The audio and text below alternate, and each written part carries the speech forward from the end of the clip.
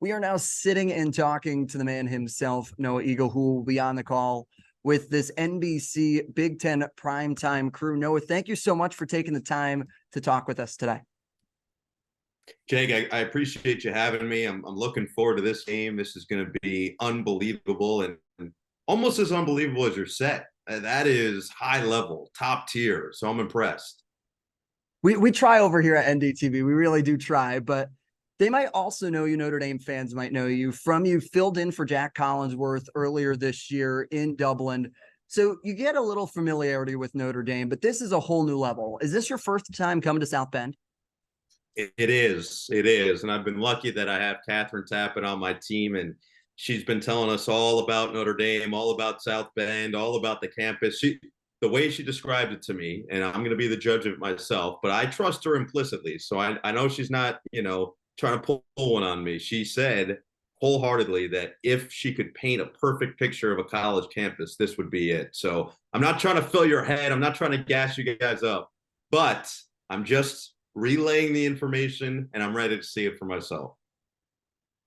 I will have to say it paints a pretty good picture, but those are some strong words from KT for you guys. So she also might know the local spots. You guys can maybe go out and eat afterwards for games. So she's been here, was on the crew for a while as a sideline reporter for taking this next step for Big Ten primetime. But ultimately, you also, if you don't know, you work with the Nets now, as that was newly announced. So filling in behind as one of the alternative play-by-play broadcasters to your father. So what is that experience like that you're going to be able to ultimately work with your dad and be a part of this organization that you grew up around? Yeah, it's unbelievable. I think if you had told 13-year-old me that would happen, he would have been freaking out. And I'd say if you told modern day me it's happening, he's also kind of freaking out a little bit. It's a cool full circle moment. I was really lucky that I got a chance to work with the LA Clippers for 4 years doing their radio the last 4 seasons, and I had a blast. I love the NBA. It's been a passion of mine since I was a kid, and I'm really, really fortunate that NBC was okay with me going off and doing a handful of these Nets games as well. So thankful to them more than anything else, but I'm excited to get started, and they've got an unbelievable broadcast team, and they have had that for decades at this point. They've been at the top of the league for a reason. Yeah, and you touch upon it right there. It's a little piece of home for you as well, that you get to call Brooklyn home, and now to make that part of your professional career. That's awesome and cool for you, and especially for a young guy, a 2019 graduate of Syracuse. What has this rise been like? It is basically you've been strapped to a rocket ship for the most part in this rise. You graduate college, and then all of a sudden you're in all these different places. Yeah, I mean, listen, it's been fun to this point. It's been enjoyable. I think that when you're in it, it's hard to really recognize just how much has happened and what I've done and all that stuff. I think there will come a day where I really take a step back and appreciate all of it. But for the time being, I'm just trying to take it all in, enjoy the ride, and learn as I go. I'm still, and I think that's the case through my whole career, and the hope for any broadcaster. But my whole mentality is to get better each time I get on the air. And I never feel like I'm a finished product. I feel like the second I stop getting better, I stop improving, I stop finding ways to kind of tweak myself, then that's the day I retire. And so I've been fortunate that I felt like I can take a stride, or even if it's a small step, do it each time the red light comes on. And the hope is that the rest of this season that continues, and all the way through however long this lasts. But it's been a fun ride so far. I've gotten a chance to do some really cool things, and it's always fun to think back and talk about them. But there will come that day of full reflection where I go, man, that was pretty cool. That one was good too. So I'm just trying to kind of go one by one, day by day. Got to take those mental pictures, and maybe one of those mental pictures will be Notre Dame Stadium on Saturday, and maybe the biggest game in college football on this slate so far this year, as Notre Dame takes on the Ohio State Buckeyes. What is your thought going into that game? It's maybe the biggest game of your career. However, you've also been around the second biggest comeback in the NBA, the biggest comeback in the NFL. So Notre Dame, Ohio State might not have that much on you, but relatively in the college world, this is about as big of a game as it can come. No, it's massive. It's massive, and I know it. I know it going in, and I think we've known it leading up. And the second our game ended this past Saturday in West Lafayette after Syracuse beat Purdue, I think we already were starting to think about just how massive this is and a top 10 matchup. And look, if we're being realistic, especially from Notre Dame's perspective, you get a win in this game, it goes a long way towards your college football playoff hopes for this season. And even for Ohio State, you get this win, it kind of propels you into a different category than they're in right now. So both teams and both programs have a lot of reason to believe. I'm excited because, as you mentioned, I got to see Notre Dame week 0, but I'm excited to see what Sam Hartman looks like in a big time Notre Dame football game, because he's already, through these first 4 games, proven that he's every bit of the quarterback they'd hope he'd be. And more importantly, he's every bit of the leader that they hope that he would be. But the difference of last year versus this year, and Ohio State Notre Dame last year was a great game, and Notre Dame had their chances certainly at halftime with a lead and going into the second half and feeling like they had the chance. Their offense failed them to a certain degree. And now it feels like, if anything, their offense is going to be the reason that they find a way to win. My favorite thing about this team, by the way, Jake, is when the depth chart comes out and Audric Estime is clearly the number 1 running back, and then you've got or. And I was like, normally if you just saw that, you'd be like, no way. But because I did that week 0 game, I know they legitimately play 5 running backs. It's crazy. It's one of the craziest things I've ever seen. But when you've got an offensive line this good, why not?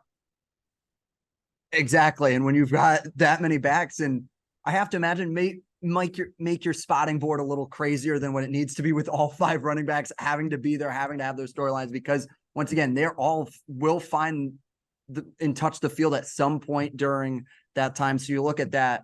But really, what do you think is the biggest matchup fans should be looking for that you guys might be showcasing on your broadcast?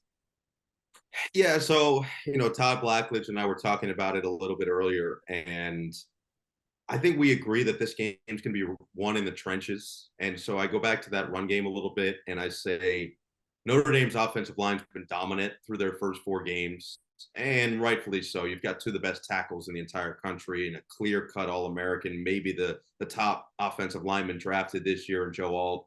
And then on the other side, in what Fisher's been able to do, you've got 2 just tremendous offensive linemen. But this Ohio State defensive front is going to be a lot different than what they've seen through the first 4 games. So if Notre Dame can control the line of scrimmage, they give themselves an outstanding chance to win the game. But if Ohio State can bring pressure, if they can stop the run, I think that it dramatically changes what Notre Dame is going to have to do on the offensive side. I do think that Sam Hartman being there as just veteran presence is a massive deal. But that's the matchup, I guess, is the Notre Dame offensive line against Ohio State defensive front that we're really looking at in terms of what's going to skew the game. I think a lot of people, just in terms of excitement, are going to look at Marvin Harrison Jr. against Benjamin Morrison because of just the sheer talent on both sides. And no doubt we're going to be keeping our eyes absolutely locked in on that. But in terms of what's going to make the biggest impact, I got the trenches in this game for sure. Trenches, it's not always the fun and fluffy stuff that those skill position players, but that line is going to be very interesting. And that's something we're going to talk about later in this show as well, about the line and how they figure that out.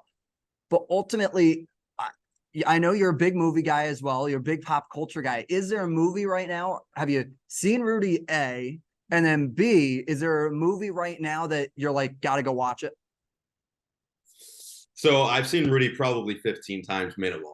I, as a sports fan / movie fan, if there's a sports movie, especially if it was good, I've seen it probably far too many times. But I have seen Rudy many times, which makes me even more excited, obviously, to get to South Bend and feel like I'm living it my own way, so to speak. So that's for one, and I think I'm going to enjoy that aspect. I wouldn't say there's one movie right now that I feel like everybody has to go see. I know everyone's been locked in on Oppenheimer for the last couple months here, and I will say I still have yet to see Oppenheimer. I've seen Barbie, but I have not seen Oppenheimer, and it's not even because I don't want to. I love Christopher Nolan. He's probably my favorite director, but I just haven't had 3 hours to actually dedicate to it yet. And I want to see it in IMAX, so I kind of am running out of time. But either way, I'll make sure to do it. Barbie was outstanding. I highly recommend it. But I think that you got to find your genre and you've got to just kind of stick to it. I know exactly what I like, which is pretty much anything, and I'll watch any movie and feel real good about it. So during football season, it's a little bit more difficult just because I I get ingrained and entrenched into the information and trying to study and make sure I'm ready to go for the games. But when I get those moments hit different, man. They really do. Hey, that's what you gotta love. Those movies, especially when maybe get that week off, maybe get that bye week, find some time. I know for college students here, we get a fall break off here at Notre Dame. So when you get that fall break, that's maybe that time when you're able to recoup and maybe watch a couple of those movies and Yeah. maybe able to go and see a couple of those suggestions. Yeah, man, I'll be ready to go. Listen, you can literally feed me any movie and I'll probably enjoy it. There have been my dad always used to make this joke because that the reason I fell in love with movies is because he and I used to go to the theaters all the time together.